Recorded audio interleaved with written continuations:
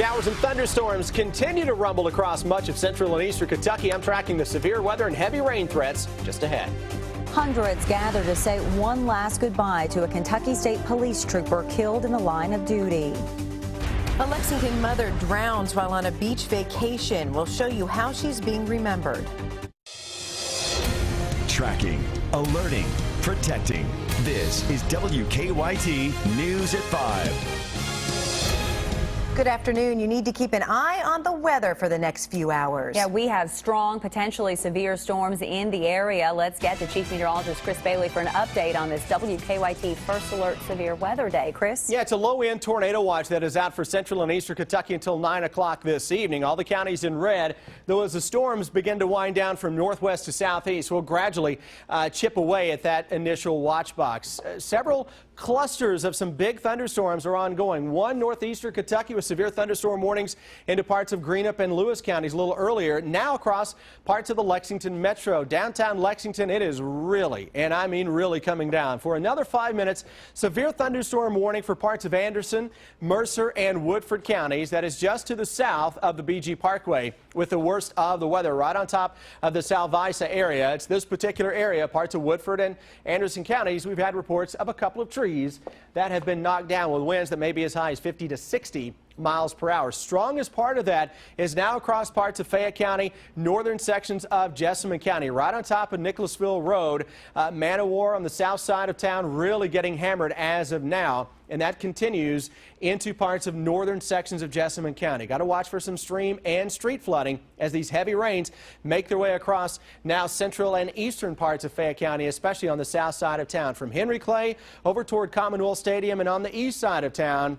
It is booming out there. That's a ton of lightning and a lot of rain. We're looking at our live sky cam now, and the worst of the weather is basically right on top of the station. Look how menacing the clouds are out here. As this cloud begins to make its way over top of where you are, skies are really going to open up with a tremendous amount of lightning and a tremendous amount of heavy rain. You look at these type of clouds as well, you notice how at times you're going to see little appendages from those clouds that are kind of dangling there.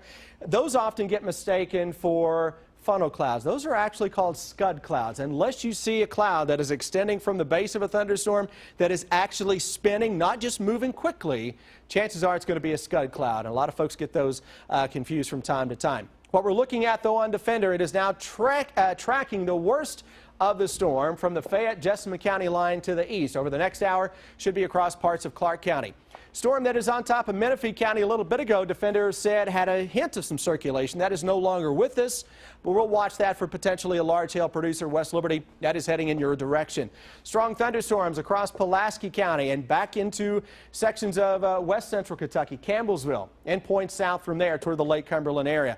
Everything, again, quickly working through the region. So as we start to lose a little heating of the day, ladies, we'll see the severe thunderstorm threat slowly beginning to diminish. But as of now, it is Lexington Metro, points east and southeast for the worst of the weather over the next several hours.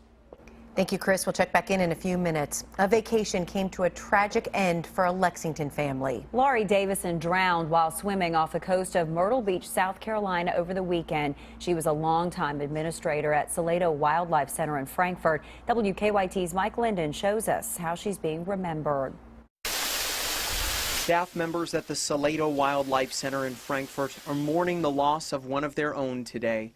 They say 52-year-old Laurie Davidson died on Sunday while on vacation with her family at Myrtle Beach. I got a call at home last night that said that she had, and I was told she had drowned in the surf in South Carolina earlier yesterday morning.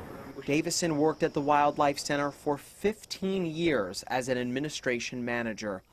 Those that worked with her say they'll miss her passion for both people and nature. She wanted to make sure that everyone knew that they could enjoy the outdoors as much as she did. McCarty says everywhere you look at the Wildlife Center, there's something special that Laurie left behind, and that includes this pervious concrete surface that she laid by hand, which allows water to penetrate the surface of this asphalt and go all the way underground to the roots of the trees surrounding the center.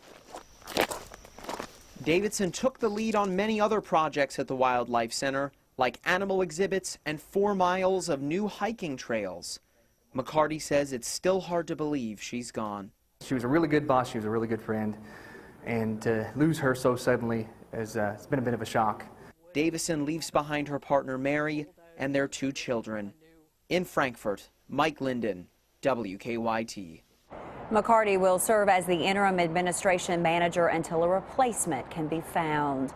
A plea for help today from police. Lexington police want to know if you recognize 2 men. We asked police why they want to find these men, but they refuse to give us any details. If you know who the men are, you're asked to call Lexington police. Some new details are emerging about a prison escape in New York. One of the convicted killers who was shot and captured yesterday is in the hospital in stable condition and talking with investigators. Kenneth Craig has more now from Dannemora, New York.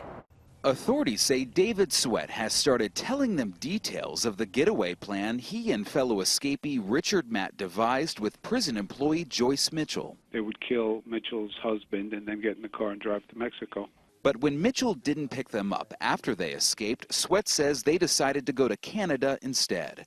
Authorities say Sweat also told them he split from Matt 5 days before police killed Matt on Friday. Sweat was shot twice and taken into custody Sunday after a state trooper spotted him near the Canadian border. Residents near the prison in Dannemora showed their gratitude to the officers who worked around the clock. I stopped to say thank you very much, we appreciate it, and you see the smile on their face.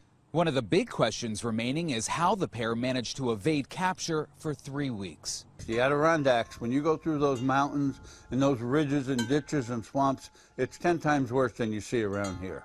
Marty Simon is a survivalist and wilderness expert. He says he's amazed the 2 men lasted as long as they did. It could be 2 things. He could really know what he's doing, or he could just be one of the luckiest guys on the face of this earth. And the community is relieved their luck finally ran out. Kenneth Craig, CBS News, Dannemora, New York.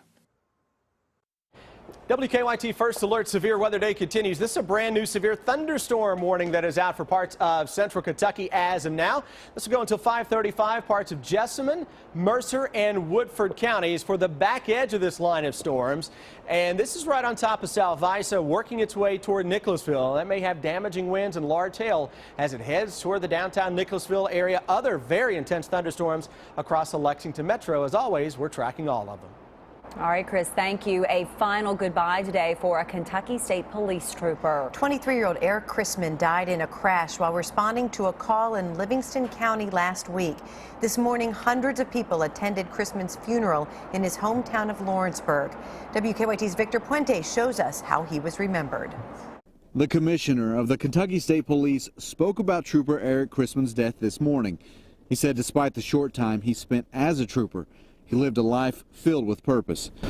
You see, Trooper Eric Chrisman figured out at an early age what some people never figure out in a lifetime. He figured out that he wanted a life with purpose and with meaning and with substance. Row after row of troopers filled the Nineveh Christian Church this morning. The young man who died last week had only been patrolling on his own for a few months when his cruiser hydroplaned into the path of a tractor trailer. Trooper Eric Keith Chrisman, unit number 800, age 23, of Lawrenceburg, passed away Tuesday, June 23, 2015. Chrisman grew up in Anderson County. His mother's a sheriff's deputy. The crowd featured just as many friends and family as it did people in uniform. Eric Chrisman died doing what he was called to do. He always wanted to be a police officer. Following the funeral, dozens of people lined the streets of Lawrenceburg as a memorial to the trooper from their town. Even though we're sad, we're here to bring them comfort through us to them.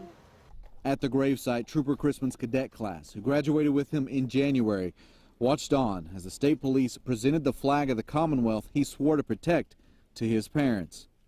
In Anderson County, Victor Puente, WKYT.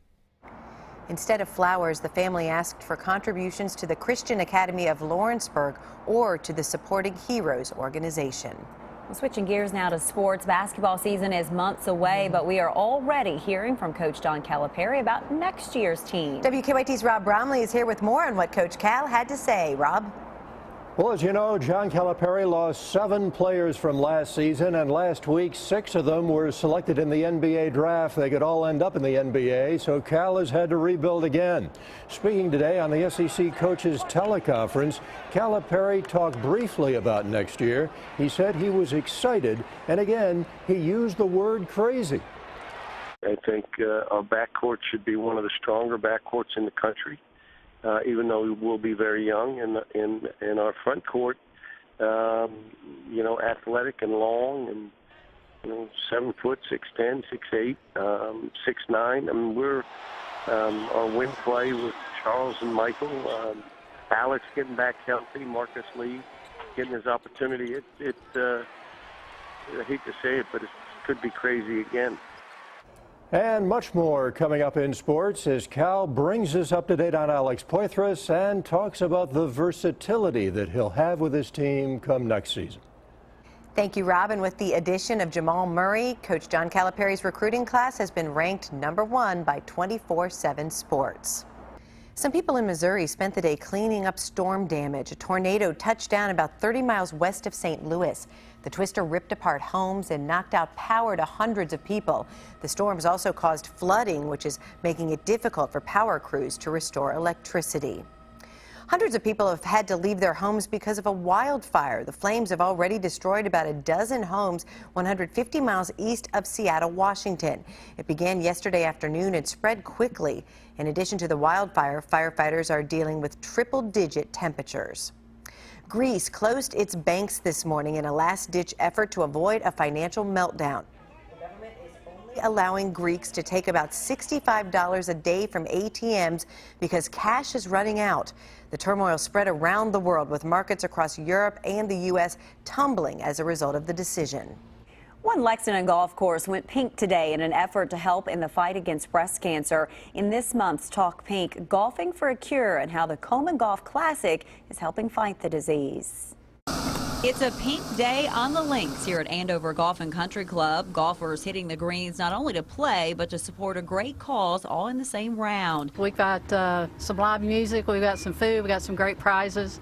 Hopefully just having a good time, and all goes toward a wonderful cause for Susan G. Komen. This is the second year for the Komen Golf Classic in Lexington. The Golf Scramble is sponsored by Community Trust Bank, who says this partnership is about so much more than a day on the course. Komen does so many great things for our community. A lot of people are survivors, and it touches a lot of lives, and it's important to Community Trust that we be involved. While folks are out swinging for a low score, the money raised here is like a hole-in-one for Komen Lexington in helping raise critical dollars to fight breast cancer in central Kentucky. That money gets put into a pot, and 75% of that stays here locally. We are currently funding 11 hospitals, clinics, and patient navigation programs. And that is a win-win for all involved in the fight for a cure. The folks at Komen want you to go ahead and put another important date on your calendar. That's for the annual Race for the Cure that is already set for Saturday, October 3rd in downtown Lexington. For more on Komen Lexington and to send in your survivor story, just go to WKYT.com and look for our Talk Pink section. It is time now for better living, health, education, and consumer news that impacts your life. Some pediatricians are calling on parents to remember the fight against childhood obesity starts at home. Don Champion has more on what they recommend in doing to help keep your children healthy. The Lopez family has made big lifestyle changes in their house to get healthy. My daughters call me a drill sergeant. Unfortunately, my house is known as the non-fun house because there are no sweets allowed in my house. The American Academy of Pediatrics is giving advice to families to help children maintain a healthy weight and prevent obesity. It's a reminder to physicians and to families that nutrition and lifestyle should be a discussion at every well visit with your doctor. The recommendations say to limit sugary drinks and snacks, and if you buy them for special occasions, purchase them right before the event and toss them right after. Also, wrap high-calorie foods in foil, not plastic wrap, and put them in the back of the pantry or refrigerator to make them less visible. If you have apples in the front and baby carrots in the front and yogurts, they will eat that. 16-year-old Alyssa Lopez is working hard to get healthy. I felt that I was bigger than most kids, so I wanted to change it. So I started eating healthier and going to the gym with my mom, and she's really helped me. She says it's becoming easier to lose weight and she's happier. Don Champion, CBS News. Papa John's is the latest restaurant chain to respond to the demand from customers for more natural foods. The Louisville-based company will eliminate artificial ingredients and other additives from menu items. The ingredients are mostly found in the chain's dipping sauces. The move will cost $100 million this year alone. With 4th of July this weekend, many will turn to the tradition of setting off fireworks, but the fun can quickly turn dangerous. According to the U.S. Consumer Product Safety Commission, fireworks injured more than 10,000 people last year. Another 11 people died, including 3 who were just bystanders. It's not just the big fireworks you need to worry about. Experts say smaller fireworks such as bottle rockets and sparklers account for nearly a quarter of all injuries.